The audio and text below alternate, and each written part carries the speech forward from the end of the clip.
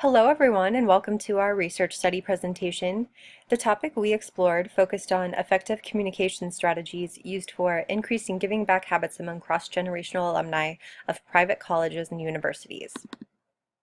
To start, we first acknowledge the challenges that come with recruiting and maintaining a supportive alumni base. Along with graduates varying widely in key demographics like age, geographic location, socioeconomic status, they also bestow dissimilar values, interests, beliefs, behaviors, and attitudes in various realms of life that largely stem from the era in which they were born. And given this array of distinctions, college and university alumni associations are obliged to find specific ways to target, recruit, and communicate to a multi-generational audience of potential members and donors. Because each of the researchers of this study has a personal connection to Nebraska, alumni from various private institutions throughout the state were selected as participants of the study. Our problem statement acknowledged that an opportunity exists to increase the amount in which cross-generational alumni give back to their alma mater, either in the form of time or donations. Therefore, our study sought to identify effective communication methods for propelling alumni of each generation to become or maintain a supportive connection with their alma mater. After conducting in-depth secondary research, we found that information pertaining to preferred methods of communication methods of private college or university alumni is scant, and information broken down by generational group was especially lacking. So in an effort to close this gap, we conducted our own qualitative study using real-life private college and university alumni. Our research aimed to answer three distinct questions that explored the types of communications generational alumni prefer, how often they prefer to receive them, and how influential those communications are with respect to alumni support and involvement.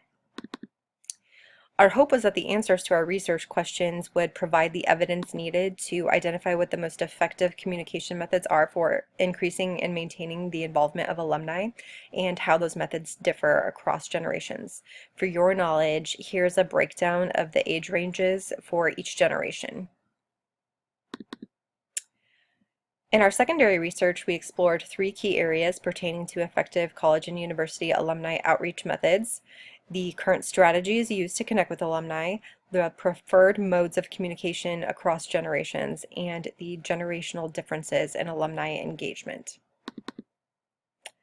A large portion of research studies attest to the power of social media to strengthen alumni engagement and giving.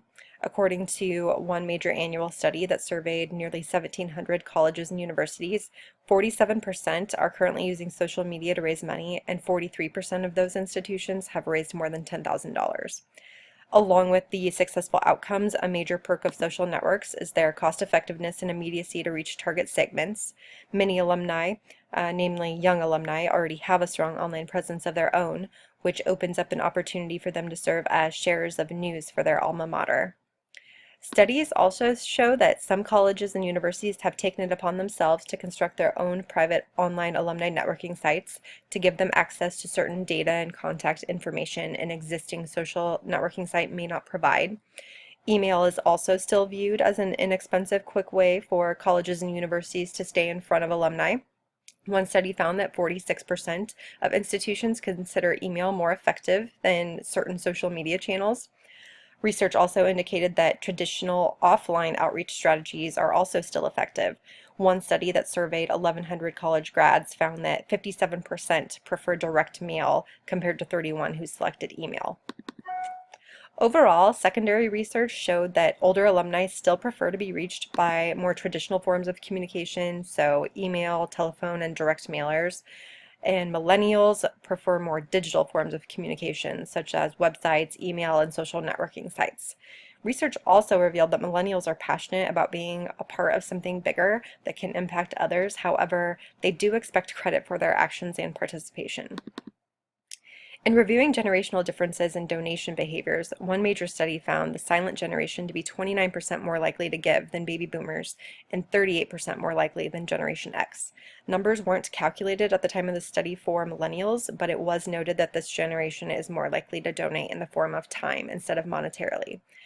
Research also revealed two main categories to describe donor motivations: their own self-interest and a personal belief in altruism.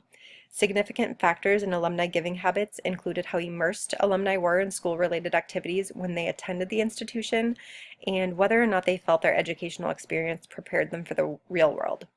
One study also discovered that many alumni consider an institution's reputation and prestige important factors in determining their level of support and engagement. And another study found that alumni who donate shortly after graduation form a habit of giving and are more likely to make donations 20 years down the road versus those who did not give back upon graduation.